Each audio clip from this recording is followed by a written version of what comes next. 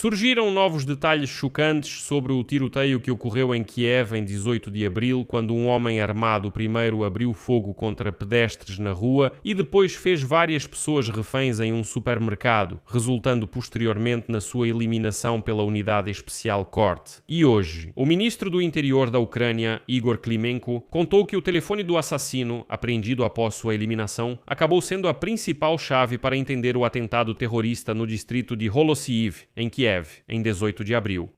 Porque descobriu-se que o atirador gravou áudios o tempo todo, desde a briga em casa até os primeiros disparos. E por essa conversa ficou absolutamente claro porque ele abriu fogo e o que causou esse comportamento tão inadequado. Além disso, o chefe do Ministério do Interior hoje também mencionou uma questão muito importante e delicada que está preocupando muita gente agora. Essa é a história de como os policiais de patrulha fugiram do local do tiroteio em Kiev. E então Klimenko contou quem eram esses policiais de patrulha, por que eles agiram assim, bem como qual é a opinião dele sobre isso e o que vai acontecer com os policiais de patrulha daqui para frente. E tem mais um ponto que também vale destacar neste episódio. É que esse incidente e esse atentado trouxe à tona novamente essa questão. É a questão da permissão para posse de armas por civis. O Ministério do Interior da Ucrânia está pronto para a criação de uma lei sobre armas civis e já na próxima semana devem começar as consultas com os parlamentares. Isso também foi declarado por Klimenko. Em geral, vamos falar sobre tudo isso agora por ordem. Итак, o assassino, cujo telefone foi apreendido após sua morte, tornou-se a chave para entender o atentado no distrito de Holosiiv, em Kiev, em 18 de abril, pois gravou áudios desde a briga em casa até os primeiros tiros. O ministro do Interior, Igor Klimenko, relatou isso e, segundo ele, havia um conflito prolongado entre os vizinhos. O atirador morava no 5º andar e já tinha uma inimizade antiga com o vizinho do 6º andar. Naquele dia, eles tiveram outra briga que acabou sendo a última. Os primeiros tiros foram disparados já na rua. O homem atirou com uma pistola traumática, depois voltou para o apartamento, pegou uma carabina, incendiou seu apartamento e saiu para a rua. Quando os investigadores apreenderam o telefone do atirador, viram que ele gravava áudios o tempo todo usando o gravador de voz. Como disse Klimenko, isso permitiu entender em detalhes o que ocorria lá, mas saber ao certo o que ele gravava é muito difícil. Voltando. Na gravação há uma mistura de frases fragmentadas que não formam nenhum texto coerente. Por isso, há dúvidas sobre o estado mental do próprio atirador. O que se pode ouvir nessa gravação? No áudio há vozes de várias pessoas. Em determinado momento, uma das mulheres diz ao atirador: "Mostre a arma." Ele responde: "Eu não tirei nada, mostrem que eu tirei a arma."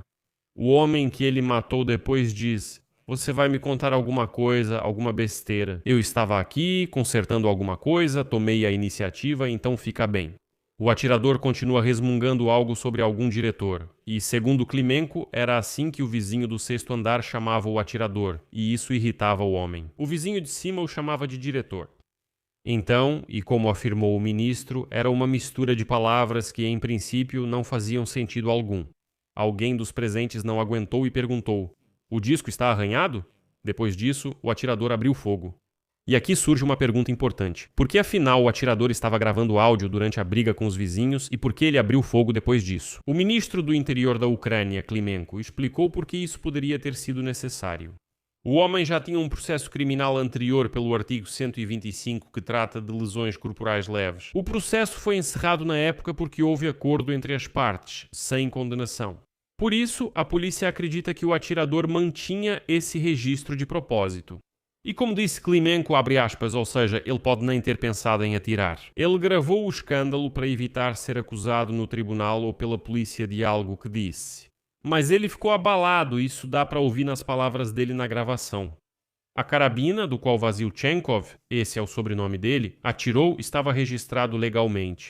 E em dezembro de 2025, ou seja, não faz tanto tempo, ele renovou a licença para porte de arma e para isso apresentou um atestado médico. Um atestado médico, inclusive, sobre a saúde psicológica de uma clínica particular. E então Klimenko destacou que o atestado é verdadeiro, não é falso, mas há dúvidas se nessa clínica particular o paciente foi realmente examinado de forma completa. Todos os documentos já foram apreendidos no processo. E Klimenko diz que, claro, há questões em relação a essa clínica particular, porque poderiam simplesmente, emitir o atestado, dar em troca de dinheiro e pronto, e entregar esse atestado para as autoridades policiais para que renovassem aquela autorização para porte de arma. Esse é um ponto. Aliás, sobre o porte de arma, Klimenko também se pronunciou. Ele declarou que o Ministério do Interior da Ucrânia está pronto para o surgimento de uma lei sobre armas civis. Citação de Klimenko. Eu quero uma lei sobre armas civis, tipos de armas, carabinas, ou seja, armas de caça, armas de cano liso, armas raiadas, tudo isso precisa ser classificado e a pessoa deve fazer um curso de treinamento específico sobre o uso seguro dessas armas. O ministro disse que é um sistema de mudanças na legislação penal, definições sobre autodefesa, estandes de tiro, locais de armazenamento de armas, entre outros. Citação. Estamos prontos para isso. Estamos prontos para esse diálogo. Queremos que esse sistema exista, que as pessoas tenham o direito à autodefesa armada e o principal, que essa pessoa esteja preparada. E então Klimenko acrescentou que já discutiu essa questão com os parlamentares e já na próxima semana começarão as consultas. O ministro afirmou que elas contarão com a participação do público, de especialistas e de jornalistas. E acrescentou que, cito, é preciso ouvir todas as opiniões para chegar a uma solução eficaz. E é interessante notar que, como vocês podem ver, só depois de tragédias como essas é que as discussões sobre a permissão do porte de armas voltam a ganhar relevância, voltam a ser levantadas. Vamos ver como essa história vai terminar desta vez. E tem mais um aspecto, é uma questão. Esse é um ponto que indignou muitos ucranianos. É sobre como 2 policiais que estavam no local agiram. E como vimos nas imagens, eles simplesmente fugiram do local dos acontecimentos. Essa situação também foi comentada pelo ministro do Interior da Ucrânia, Igor Klimenko, e aqui vou citar as palavras dele. Ele explica que a policial era mulher, pois havia um homem e uma mulher no local. A policial da equipe que chegou primeiro ao tiroteio no distrito de Holosivsky, em Kiev, no dia 18, trabalhava na sede. Ou seja, ela era, digamos assim, uma funcionária administrativa. O homem estava em serviço desde 2024. Agora vou citar Igor Klimenko na íntegra. A policial patrulheira de 44 anos, esta foi a primeira vez que ela entrou para o Departamento de Polícia de Patrulha. Ela foi aprovada em um concurso em 2015 e o policial patrulheiro, atualmente com 27 anos, ele entrou na polícia aos 25 anos. Na época em que ele entrou aos 25 anos, a idade de mobilização era a partir dos 27 anos. Ele se formou na Academia de Polícia de Patrulha e começou a servir no início de 2024. A mulher trabalhava na sede do Departamento de Polícia de Patrulha. Isso não é desculpa nenhuma. Em 10 anos dava para ter aprendido a reagir. Mais precisamente, a chefia deveria ensinar e preparar todo o efetivo para situações extremas. Porque faltam pessoas, porque alguns estão na guerra. O quadro está incompleto. Grande impacto em Kiev. Mais de 20%. Por isso, nos fins de semana, os policiais da sede também eram escalados para esses plantões. Segundo o ministro, a polícia foi chamada inicialmente por atos de desordem. No caminho, souberam de tiroteio e feridos. Citação. A maneira como eles se comportaram nesse momento é uma grande vergonha. 2 adultos que juraram proteger deixaram esse menino sentado no asfalto e fugiram. Eles ao menos deveriam ter se posicionado. E colocar a arma em prontidão. Tentar parar o atirador de todas as formas, inclusive com eliminação imediata. O chefe do Ministério do Interior ressaltou que não se deve julgar todo o sistema por causa de 2 patrulheiros.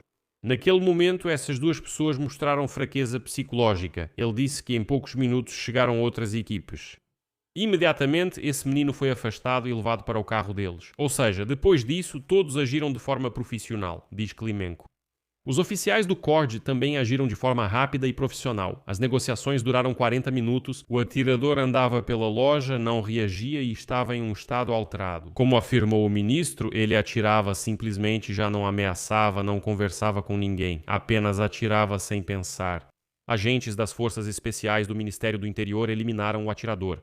Mais tarde, a promotoria confirmou a informação de que o nome desse atirador é Dmitry Vasilchenko Vasilievich. Data de nascimento 21 de abril de 2000.